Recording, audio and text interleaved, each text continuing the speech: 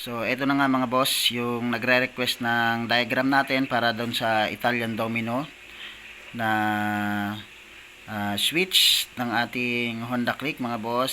So, ito yung conversion niya para sa passing nung kanyang headlight. So, kung wala kang MDL, pwede mong gawing passing yung iyong headlight mga boss. So, ito yung ating stock na wire. Ito yung stock na harness natin at yung sa domino mga boss. So yan, makikita natin yung domino. So dito sa ating signal light mga boss. So signal light pala to. So hindi lang natin nalagyan. Signal light to, yung right, left at yung supply ng ating signal light. So dyan mga boss, kapag nag-hazard ka, automatic naman may connection na yung ating hazard. Pag once na nagpindo tayo ng hazard dyan sa ating domino, so automatic na mag-hazard din yan. Yung right natin, same lang din siya ng kulay dito sa domino mga boss. So blue to blue lang. Tapos yung left, orange yung stock at orange din dun sa ating domino. Maging dun sa ating supply ng ating stock na harness ay gray mga boss. So kulay gray din dito sa domino. Tapos pagdating naman dito sa horn, so okay na tayo dito sa ating signal light, right blue, left orange at yung supply yung kulay gray.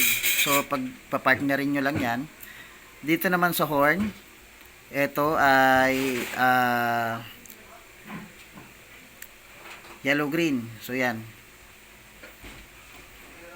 yellow green yan. Tapos ang kanyang katapat dito sa domino ay orange. Tapos bali dalawang wire yan eh, orange, pink at black. So yung orange,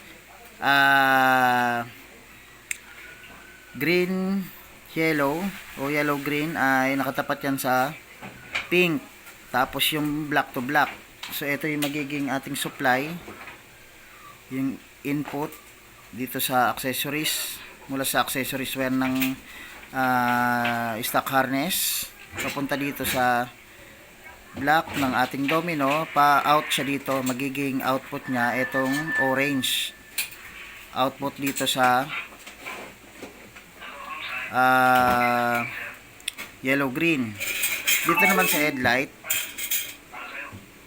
so sa headlight yung low beam natin yung white, tapos dito naman sa passing. So ang gagawin natin dito sa connection ng passing tayo para yung magpapassing sa atin yung ating high beam. So ito naman yung supply, yung kulay green. Yung ating supply mga boss, yung green ay itatap natin yan dito sa white. So yung low beam natin, white to white lang siya. Yung white ng stock harness natin, so low beam yan. Tapos yung white ng passing switch. So dalawang wire yan eh, white and blue. So white to white, tapos itap natin yung supply na green o negative, itap natin dito sa white. So yan, para magkaroon siya ng supply at iilaw tong ating low beam mga boss pag nasupplyan siya ng green.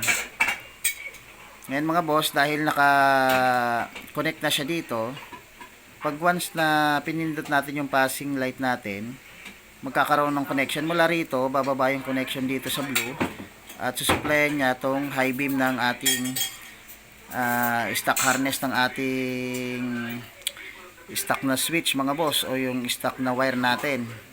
So mag-iilaw yung high beam habang nagpapassing tayo.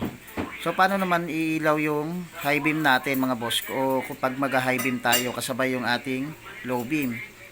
Diyan sa domino mga boss, ang trick niyan ng passing switch natin, pag once na inangat mo to, so inangat mo tong ano na to, itong passing switch na to, maglalak yan sa taas at doon ay ilaw yung ating high beam. So yan ang connection ng ating passing switch para dito sa ating headlight mga boss ng ating Honda Click. So yan mga boss, maraming salamat. At yan lang yung ating tutorial ngayon kung paano i-wiring yung ating Italian Domino switch sa stock ng ating Honda Click mga boss. So dahil marami mga nagre-request niyan, ito na mga boss, at winiring na natin. Yung pinaka Dalawang wire na ito mga boss, yung green at yung red ng ating Italian Domino ay pwede nating ilagay yan sa mga accessories na ilalagay natin sa ating motor. So kasi una dito natin ginawa yan mga boss.